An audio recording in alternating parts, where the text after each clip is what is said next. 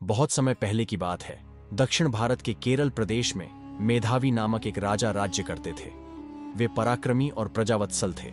उनके शासनकाल में प्रजा सुखी और समृद्ध थी, लेकिन उनकी समृद्धि और लोकप्रियता से शत्रु जलते थे।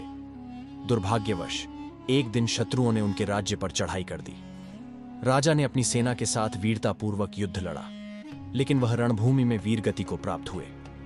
राजा के निधन का समाचार सुनते ही उनकी रानी ने भी अपने पति के साथ सती होने का निर्णय लिया।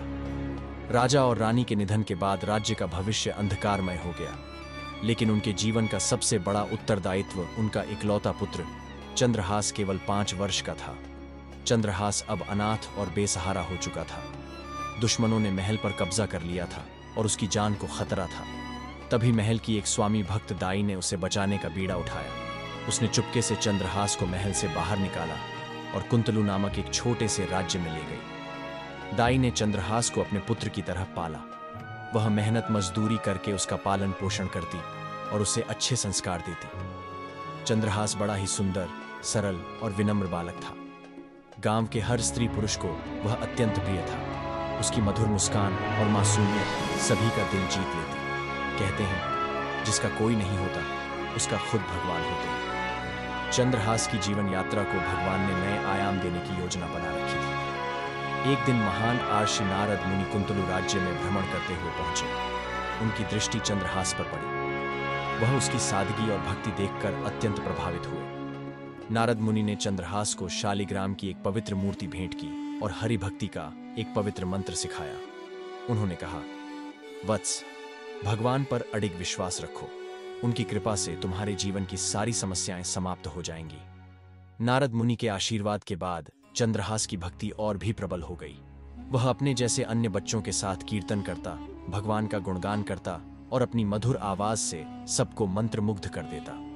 उसकी भक्ति और मधुर कीर्तन की चर्चा धीरे धीरे पूरे कुंतलू राज्य में फैलने लगी। कुंतलू राज्य का शासन मंत्री दृष्टबुद्धि के हाथों में था।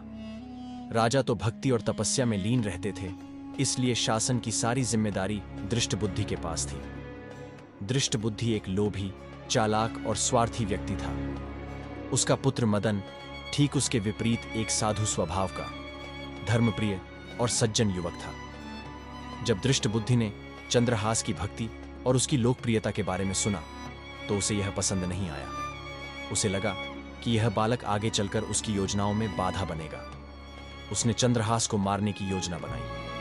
एक दिन उसने चंद्रहास को अपने महल बुलाया। वहां उसने मिठाई खाने के बहाने उसे दूसरे बच्चों से अलग कर लिया। इसके बाद उसने चंद्रहास को एक वफादार सेवक के साथ सुनसान जंगल में भिजवा दिया और उसे मार डालने का आदेश दिया। जंगल में जब चंद्रहास को मारने की तैयारी की जा रही थी, तब उसने वधि से प्रार्थना की, भाई, मुझे भगवान की पूजा करने दो, उसके बाद जो चाहो करो। वधि ने उसकी प्रार्थना स्वीकार कर ली। चंद्रहास ने अपनी शालिग्राम की मूर्ति निकाली और भगवान की स्तुति करने लगा। उसकी मासूमियत, भक्ति और मधुर स्वर ने वधि का मन बदल दिया। वह चंद्रहास को मारने का इरादा त्याग कर उसे वहीं छोड़कर चला गया। चंद्रहास को जंगल में बेसहारा छोड़ दिया गया था। उसी समय चंदनपुर के राजा कुलिक वहां से गुजरे। उन्होंने देखा कि एक छोटा बालक जमीन पर बैठा भगवान का कीर्तन कर रहा है। उसकी मधुर आवाज ने राजा को मोहित कर दिया। उन्होंने उसे अपनी गोद में उठा लिया और अपने साथ चंदनपुर ले गए। राजा कुलिक के कोई संतान नहीं थी। उन्होंने चंद्रहास को अपने पुत्र की तरह पाला। उन्होंने उसे वेद, शास्त्र, अस्त्र शस्त्र और नीति शास्त्र की शिक्षा दी। चंद्रहास ने हर क्षेत्र में अपनी योग्यता और पराक्रम का परिचय दिया। समय बीतने के साथ वह एक योग्य, पराक्रमी और सुंदर राजकुमार बन गया। राजा कुलिक ने उसे चंदनपुर का युवराज घोषित कर दिया। उधर कुंतलू के मंत्री दृष्टबुद्धि ने चंद्रहास को खत्म करने का एक और षड्यंत्र रचा। उसने चंद्रहास को अपनी बेटी चंपक मालिनी से विवाह का प्रस्ताव दिया, लेकिन इसके साथ ही उसने एक पत्र में आदेश दिया कि जैसे ही चंद्रहास विवाह के लिए कुंतलू पहुंचे, उसे जहर दे दिया जाए। संयोग से वह पत्र चंपक मालिनी के हाथ लग गया। जब उसने पत्र पढ़ा तो उसे अपने पिता की योजना का पता चला। उसने पत्र में जहर के आगे या लिख दिया, जिससे पत्र का अर्थ बदल गया और चंद्रहास से विवाह का आदेश बन गया। चंपक मालिनी से विवाह के बाद भी दृष्टबुद्धि ने चंद्रहास को मारने की योजना बनाई। उसने चंद्रहास को देवी भवानी के मंदिर में पूजा करने भेजा और वहां अपने एक क्रूर अनुचर को तैनात किया। लेकिन जब चंद्रहास वहां पहुंचे और पूजा करने लगे तो देवी भवानी स्वयं प्रकट हुई। उन्होंने चंद्रहास को आशीर्वाद दिया और दृष्ट बुद्धि को उसके पापों का एहसास कराया। दृष्ट बुद्धि ने अपने पापों की माफी मांगी। चंद्रहास ने उसे क्षमा कर दिया और अपने साथ गले लगा लिया। देवी भवानी के आशीर्वाद से चंद्रहास ने न केवल अपनी जान बचाई बल्कि अपने शत्रु को भी बदल दिया।